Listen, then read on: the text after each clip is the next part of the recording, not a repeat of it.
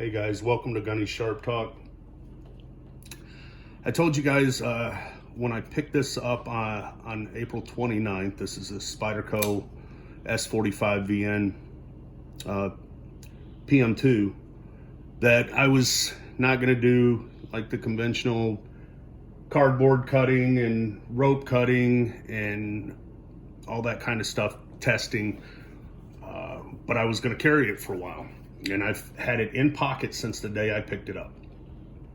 And I wanted to kind of see how the edge did, how the steel held up. I really haven't washed it. I work with a lot of acid and bicarb and that type of stuff, so my job's kind of hard on steels, tends to patina them. I have to be careful. This I did just like I would S110V or something like that. I just wiped it off. I didn't make sure I washed it when I got acid and stuff on it, and I didn't even necessarily wipe it off right away. The things that I was cutting, I probably should have grabbed some scrap material from work so I could show you, but are things like thick rubber hose that is nylon reinforced braided. Some of that stuff I would cut water fittings off the ends or cut out of the hose, and I would hit the edge on the metal. I use it as a cutting tool. I don't try to damage my edge, but at the same time, it is a tool, and I've cut wire with it. I have cut cardboard, plastic, hard plastic hose, PEX. If you guys are familiar with what that is, I've cut that with this. Yeah, I've cut a lot of different things. I didn't go into how many cuts it will do on this particular thing or that particular thing, because realistically, the way I use a knife, those matter to a degree, just to get, so we have some standards to go by. But I wanted to know, how it did in pocket every day. I have touched it up a few times with strops, I think about half a dozen times over the past couple months. I use it daily. I don't know if we can you get in on that, Callie? That's what the edge looks like. When I first sharpened it, I did mirror polish it just because I wanted to see how the edge did as a mirror.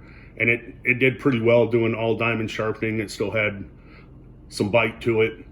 I do want to make a note. I don't know if you can see it in this lighting, but right here, there's a little bit of patina and a little spot right there. I'm gonna blow this up under the microscope so we can kind of take a look at the edge.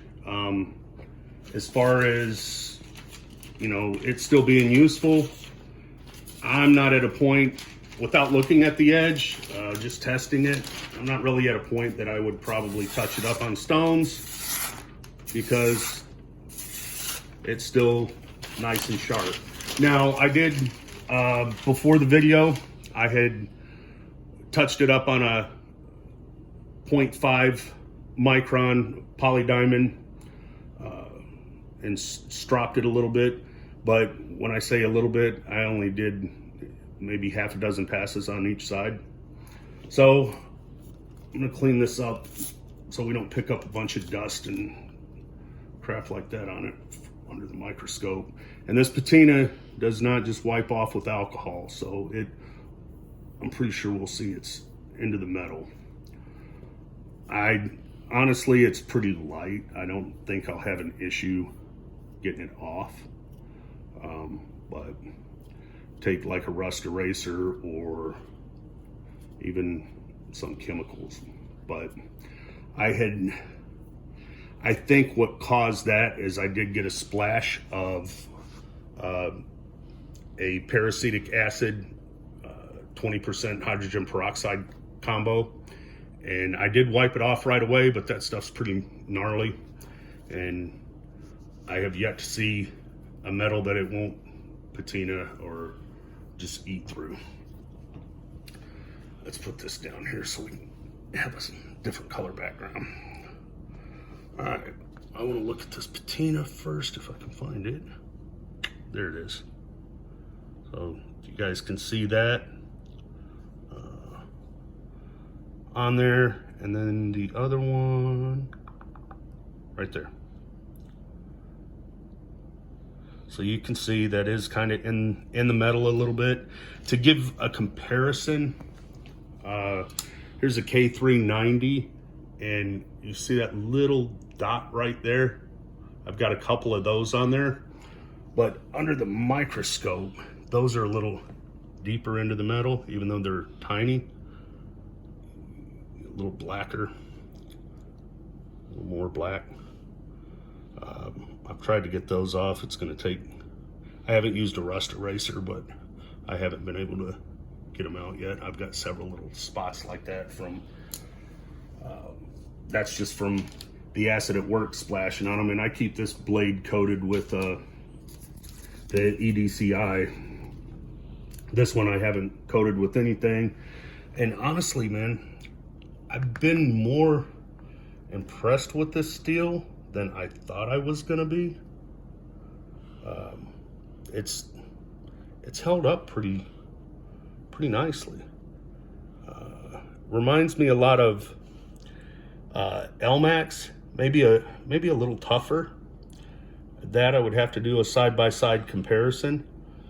You know, there's scratches on the blade now, a lot worse than it was. Like I said, originally I went to a mirror, but I've had it in my pocket for a couple months. And going along the edge, trying to see, I don't see any real damage. Oh, there is, right there. And I will guarantee that's from hitting metal. But slicing, I still can't feel the damage, but there's a, beat it up a little bit there. I wonder if there'll be some towards the tip, since towards the tip I did hit some metal. Yep, there's another spot, a little chip out of it. And you know, chipping or rolling with some of the stuff I've been cutting is expected, kind of. With any steel, I would have at least rolled it, because I've hit metal pretty hard. You can see getting towards the tip, there's little dings all in it. But, you know, blowing it up under a microscope, it looks worse than what it is, because, see if we can, you can't see any of that here with the naked eye, and bringing it straight on, there's no, you know, glints of flat spots or anything like that. And you guys seen me cutting, there's, I mean, all along, oh, I hear a spot there. That's probably that spot that I bet that's that spot, that bigger chunk. But for the most part, there's that one spot I keep hitting. The rest of it is fine. But I may touch it up because of that one spot, but I still I can't see it with the naked eye. But, you know, it was obvious under the microscope. Anyways, this is held up pretty well under pretty corrosive conditions. And like I said, I cut everything. I've cut, you know, plugins off of cords. I've cut little thin wires. I've cut hard plastic tubing and PEX, plumbing PEX, nylon braided rubber hose. I've dinged it on metal who knows how many times. I've cut zip ties, cut cardboard, plastic, open packages, all kinds of stuff with it, and it's held up pretty well. Probably, I carried this knife for a long time and I haven't sharpened it in forever. It's a 20 CV, and it probably held up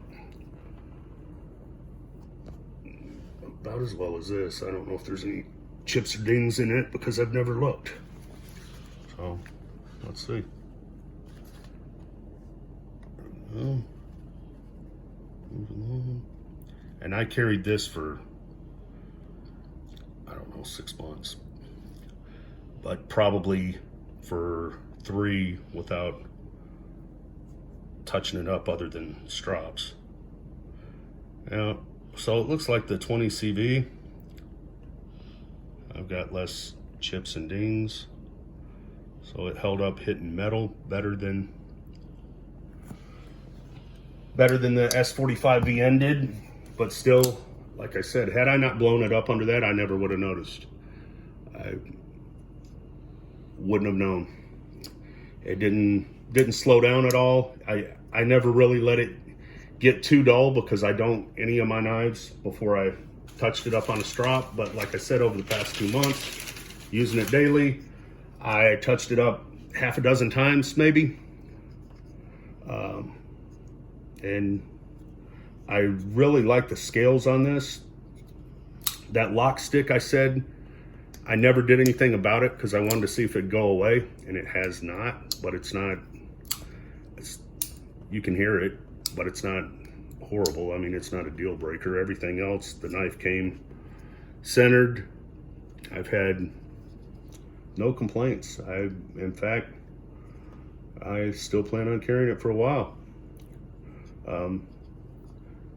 It replaced the 20 CV, and I always carry a second knife because I always keep one to have, so I have a knife really sharp and then one that I'm using on a regular basis just in case I need that extra sharpness.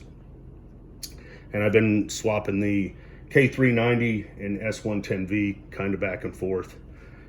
K390, I just have to be really careful with my work environment or I'll rust it, but I love that. But I wouldn't hesitate to carry this PM2 just as quickly as I would any other that I have. So I'm pretty impressed with it. Honestly, I had planned on getting it, maybe doing a video.